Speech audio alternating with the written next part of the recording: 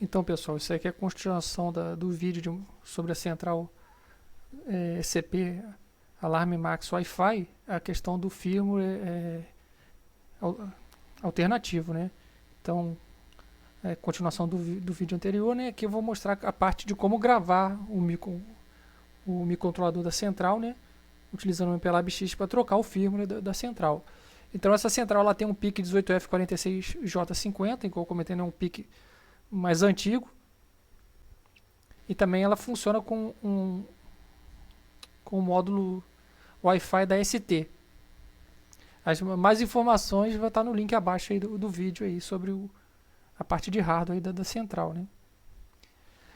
Essa placa se você olhar na placa do microcontrolador, do lado de baixo do microcontrolador, onde que está essa aqui, eu já tinha soldado, né, que eu tirei a solda para poder refazer, para ficar melhor. Então aqui você tem esse ponto que são os 5 pontos que eu preciso ligar para gravar o microcontrolador que já está na placa. Então eu tenho o GND, o VCC que é de 3.3 volts, o dados e o clock da gravação e o Master Clear aqui em cima. Então isso aqui eu tenho que ligar junto do gravador. Eu utilizei o PicKit 3, mas provavelmente dá para usar outro tipo de gravador, para poder trocar o firmware que está nesse microcontrolador da placa. Lembrando que essa operação ela não tem volta, né? Uma vez que você apaga o firmware da ECP, não tem como voltar. Não tem como fazer o download do firmware também, que já está no microcontrolador, porque ele está protegido contra a leitura. Então, uma vez que você troque o firmware do microcontrolador, não tem como voltar atrás. Lembrando que eu forneci esse firmware aí sem nenhuma garantia que vai funcionar também na sua placa, né? Então, se você tem uma central, a central vai parar de funcionar provavelmente. Se você quiser tentar fazer ela continuar funcionando, lembrando que eu não dou nenhum suporte também. Eu fiz isso porque eu sou um usuário, estou só distribuindo o que eu fiz aqui, que pode ser útil para outras pessoas também. Claro que se você entrar em contato, se tiver alguma dúvida, eu posso tentar esclarecer. Mas lembrando que eu não, como isso é um equipamento de segurança, qualquer dano sofrido na sua empresa ou nos seus imóveis, eu não tenho nenhuma responsabilidade sobre isso, né? Você usa o software que eu estou fornecendo por livre e espontânea vontade, reconhecendo que não tem nenhuma garantia de que vai funcionar perfeitamente. Lembrando que o original da empresa vai deixar de funcionar, porque a gente não tem mais o acesso à nuvem da ECP, que aparentemente faliu, né? Então eu preciso soldar os fios, 5 fios nesses 5 pontos aqui da placa. Lembrando que essa operação deve ser feita por pessoas que já estão acostumadas a utilizar esse tipo de coisa, ou seja, um técnico eletrônico, alguém que já está mais acostumado, com ferro de solda de ponta fina. Lembrar que não pode aquecer muito esses pads para normalmente eles não saírem da placa, né? Se você usar um ferro de solda de potência muito alta, normalmente costuma arrancar as três da placa, que são muito finas, são bem delicadas. Aqui tem no caso, o tipo de conector, né? Eu soldei uma barra de pinos para poder encaixar o PicKit 3. Então essa aqui é a pinagem do PicKit 3. O primeiro pino é o VPP, o Master Clear, né? Tem que estar no MC, o VCC, o GND, o data e o clock. O sexto pino aqui não é utilizado. Normalmente é utilizado para gravação em baixa tensão, que não é o caso aqui nosso aqui. Então aqui tá a solda aqui que eu fiz, não ficou muito boa, né? Porque é bem pequeno, né? O meu ferro de solda também não é dos mais adequados, mas deu para quebrar o galho aqui, soldando aqui nos pinos, no GND, no VCC, aqui no data clock, e o Master Clear está aqui, soldado. Então ficou dessa forma aqui. Eu botei uma cola quente em cima para dar mais resistência mecânica, né? Para não ficar soltando as soldas ali ou danificar a placa. E do outro lado eu soldei aqui a barra de pinos. Então essa barra de pinos eu conecto ela no PicKit 3. Lembrando que o primeiro pino aqui na ordem aqui é o Master Clear, né? E tem que ficar junto da setinha lá do PicKit 3 para poder gravar. Então aqui eu tenho uma central. Lembrando também que na hora de gravar, eu tentei gravar usando a central alimentada, o gravador não consegue gravar. Então você tem que desconectar toda a alimentação dessa placa, da central de alarme, e utilizar o gravador alimentando a placa para gravar. Aí funciona sem problema. Se você tentar gravar utilizando a placa na alimentação, ela não vai dar erro de gravação. Então você tem que setar lá no programa lá para ele gravar utilizando o próprio PicKit para alimentar a placa para gravar. Então, se a gente for aqui no MPLAB X, né? Então é a ferramenta do fabricante do PIC, fornece gratuitamente, dá para baixar da internet aí. Eu vou deixar depois no link abaixo também tem as instruções de onde que você encontra isso aqui. Então eu vou abrir o projeto, né, que é o código fonte do firmware, né? Então o firmware tem alguns arquivos, normalmente está aqui dividido por categoria. Eu não vou entrar aqui em detalhes, né? Quem for mais da área quiser modificar, olhar e fica à vontade. Eu vou mostrar mais como é que eu transfiro isso para a placa, né? Ou seja, mais na visão do usuário, né? Então, se você você abre na hora de abrir o MPLAB, primeiro você conecta o PicKit na USB e na central. De dentro do MPLAB X, basta você clicar aqui nessa setinha aqui para baixo, tá vendo? Para programar o dispositivo. Ele demora alguns segundos, ele detecta o microcontrolador. Aí a partir na hora que já está acabando de configurar a memória ali, na hora que acabar ali dessa mensagem de programação completa, então está gravado. Então a central está gravada com o firmware novo. Lembrando que o firmware velho não tem volta depois que você troca por esse firmware alternativo, né? Então, a partir de agora, a central já está gravada, né? Se você quiser configurar ela do modo offline, é só seguir como estava no começo do vídeo, né? Que eu expliquei. É só você conectar na central. É só você usar os botões da central para você gravar os alarmes, para gravar os sensores e se quiser gravar o controle remoto. Agora, se você quiser usar ela online, você tem que fazer a configuração do módulo Wi-Fi. Para isso, você tem que segurar o botão da central 5 segundos.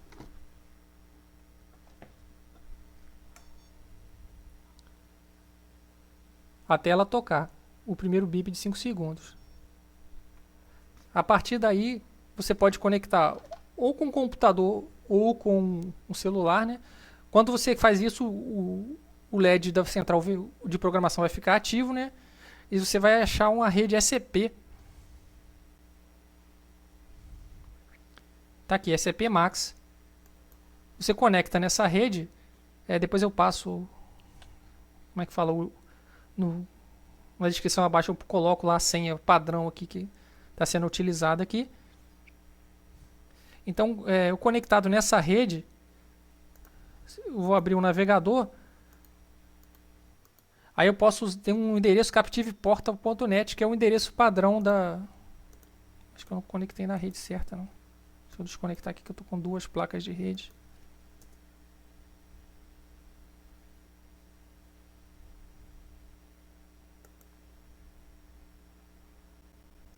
Entrando no SCP Max.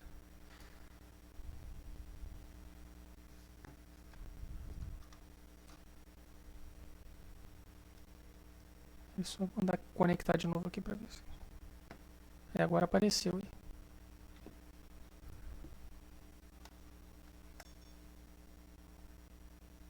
Deixa eu só botar entrar no modo aqui para garantir que vai funcionar aqui para não ter problema.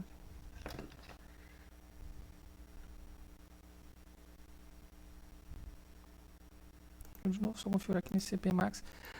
Essa tela aqui, esse captiveportal.net, automaticamente o módulo Wi-Fi da ST ele conecta ele fornece esse DNS para você poder configurar. Aqui a gente configura o Wi-Fi, mas antes de configurar o Wi-Fi, a gente tem que colocar algumas opções, passar para a placa. Isso é feito aqui no captiveportal.net, output CGI. Então eu tenho que passar algumas variáveis de configuração para o meu firmware. No caso eu fiz dessa forma, porque se você gravar a central e mandar para um usuário, o cara consegue trocar. Se você quiser também no código lá, dá para fazer direto no código, né? Mas pensando mais como um produto, né? Possibilitando a pessoa grava e depois a pessoa recebe e consegue trocar as configurações. Acho que ficou melhor dessa forma, né? Ficou mais flexível. Então aqui tem 2 opções. Aqui tem essas informações. Eu preciso especificar para a central um ID, um identificador daquela central, é um texto só dizendo o nome da central, por exemplo, Alarde W01. Se eu tiver mais de uma central, eu tenho que botar 01, 02, 03, uma para cada um, para me poder diferenciar ela na hora do tratamento lá no servidor. No caso, o IP do servidor, ou o DNS. No caso aqui eu estou usando um servidor local, um computador local aqui. E a porta.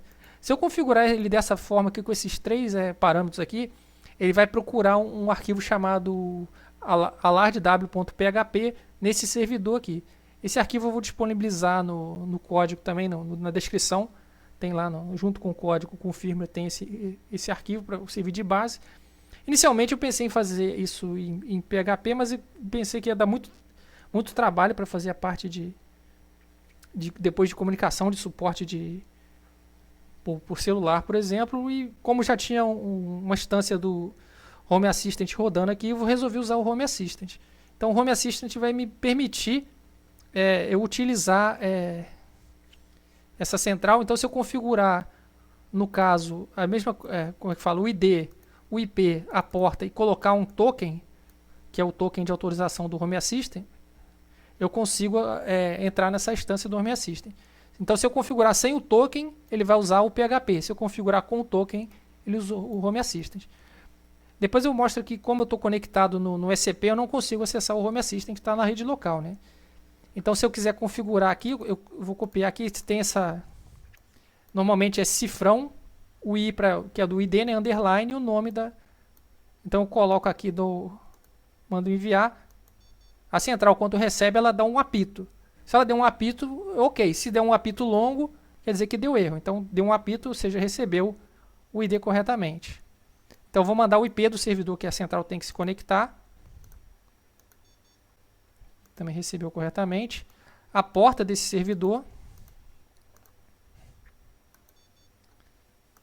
No caso, o token é essa string gigante aqui, ó. Então, isso aqui você gera lá no Home Assistant, e ele é tipo uma senha, né? Que você utiliza para a central poder se comunicar com o Home Assistant. No caso, essa interface aqui do módulo Wi-Fi, ele só suporta mandar até 40 caracteres. Então, a gente tem que quebrar ele de 32 e 32. Então, eu peguei essa string aqui, só parti ela em pedaços de 32, e tem que mandar aqui, no caso, o cifrão 1 é a primeira parte, underline, mais 32 caracteres do token. Então eu tenho que mandar aqui um por um, né? Vou mandar aqui a primeira parte, a segunda.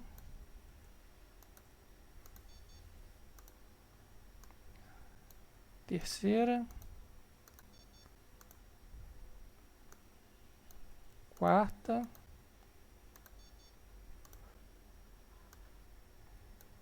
Quinta. Sexta parte. Então com isso está configurado, eu passei todas as configurações para a central. Aí eu posso voltar naquela tela inicial para configurar o Wi-Fi. Então ela tem uma senha de acesso que é padrão, que é Anonymous.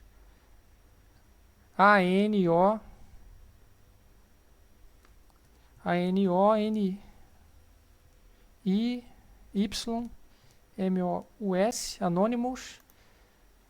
O SSID, ou seja, o SSID do seu Wi-Fi. E a senha do seu Wi-Fi. Aí que se você quiser configurar ele com IP estático, é só botar os dados aqui. No caso aqui o DHCP vai estar ligado, então ele vai pegar automaticamente pelo roteador da rede. O tipo de autenticação está certo aqui, eu vou usar aqui o WPA, que é o que eu estou utilizando no meu roteador, e o modo é o estação. Então no modo estação ele conecta na rede já existente na infraestrutura Wi-Fi. Então feito isso, é só você dar o OK aqui que ele vai fazer a configuração da central.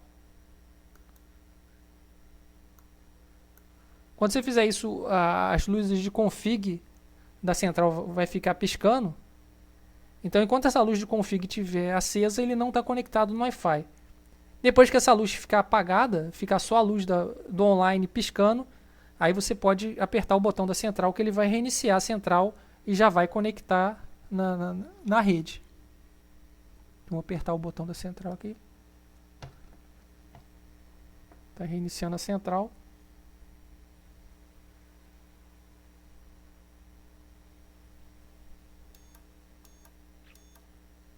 Então a central já conectou com o Home Assistant, já pegou a informação do que ela está desligado. Então aqui no... Agora eu vou conectar de novo na minha rede de casa, né? Já desligou. Depois que você configura, não existe mais essa rede lá. Então aqui, essa rede do SCP, a rede do SCP, né? Ele volta para o modo de estação, ou seja, ele conecta na rede. Aí a partir daqui você tem essa interface aqui do Home Assistant que eu configurei, né? Uma interface simples que permite você armar ou desarmar o alarme. Então o alarme, por exemplo, está desarmado. Se eu apertar aqui o alarme, ele manda o comando para a central. Aí você escutou o barulho, a central armou. Então quando você manda o comando, aqui aparece o valor da central, se está ativado ou não. Então no caso agora a central está armada, né? No caso foi você manda a informação volta aqui em forma de sensor, né? Aqui ele mostra os históricos, né? Então, ou seja, quando é que foi desligado, ligado, ou seja, foi ligado agora, né? Aqui ele mostra se está disparado. Aqui ele manda o Keep Alive. O Keep Alive no caso é um sinal que a central manda de 5 em 5 minutos. Então aqui no caso a central estava desligada, ou seja, não estava conectada aqui no Home Assistant há 2 dias atrás. Então agora está conectado. Então de 5 em 5 minutos ele vai atualizar isso aqui, que serve para você saber se a sua central está online ou não. E aqui ele mostra o último setor ativado, ou seja, se o alarme disparar, ele vai te dar o número do setor. Aqui no exemplo aqui está no setor 6. Ou seja, o último disparo foi há 2 dias atrás e foi no setor 6. Então depende do que você tiver ativado lá. Eu não estou aqui, eu não trouxe nenhum... Não estou com o sensor aqui perto aqui para disparar a central. Mas eu posso disparar por fio aqui só para vocês verem. Então aqui dá para desarmar a central. Vocês estão escutando aí o bip da central. É que dá arma. No caso, o Home Assistant ele tem uma versão de aplicativo, né? Então você consegue no celular ter essa mesma interface aqui, utilizar o aplicativo do Home Assistant para ligar e desligar o Wi-Fi. Para você ter acesso remoto, ou seja, na rede, você tem que configurar o Home Assistant, que normalmente é instalado na sua casa, né? Ou no computador ou no Raspberry. Dá para configurar ele para você acessar ele remotamente, ou seja, de qualquer lugar fora da sua casa, você conseguir acessar e ligar e desativar o alarme, igual funcionava o aplicativo da SCP. A vantagem é que como o seu servidor é local, ou seja, você não vai ter problema de ficar caindo nem de ficar à mercê da companhia, saber se está funcionando ou não, se a empresa faliu, qualquer tipo de problema, né? Então você não evita esse tipo de problema para a segurança da sua casa. Aqui só ver se eu consigo ativar o alarme do setor 1 aqui manualmente, só para vocês verem. Então ativei aqui, tá vendo? Quando você ativa o alarme, você recebe, aparece aqui na interface do Home Assistant que foi disparado, e ele gera também a notificação, né? Então pela interface você pode desarmar o alarme aqui da sua casa também. Funciona parecido lá com aquele aplicativo. No caso, o Home Assistant permite um monte de automações, por exemplo, se você ligar e desligar o alarme só vendo pelo se o seu celular está em casa ou não. Então é bem versátil, né? Essa aqui é uma versão inicial, é mais simples, né? Não coloquei muita coisa. Então basicamente eu consigo ligar e desligar o alarme aqui, ver o setor que foi acionado, né?